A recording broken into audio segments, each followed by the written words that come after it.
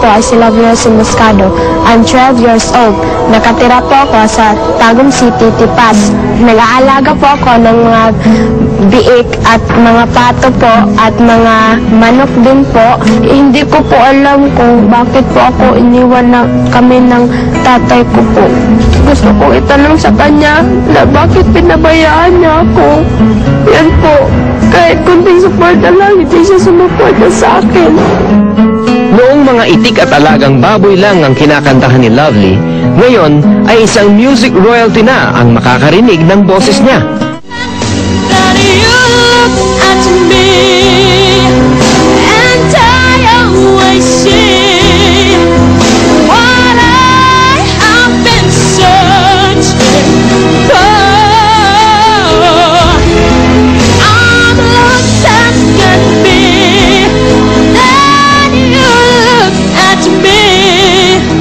Darasal ako sa Panginoon na manalo sana ang anak ko. Makalusot sana dito ang anak ko.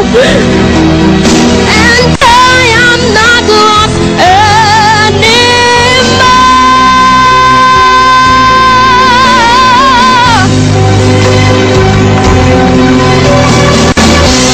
Okay. Diyos ko, sandali lang. Magpagdang ako ng luha. Ah, Diyos ko, day. Anong dahilan mo? Ba't ka sumali? Kasi po, mahirap lang po kami.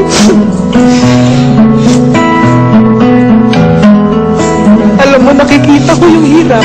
Nakikita ko yun. At nararamdaman ko. May talent ka. Hindi ka tumayo dyan na contestant. Nag-perform ka. So, ayokong masayang. Yes, I will consider you.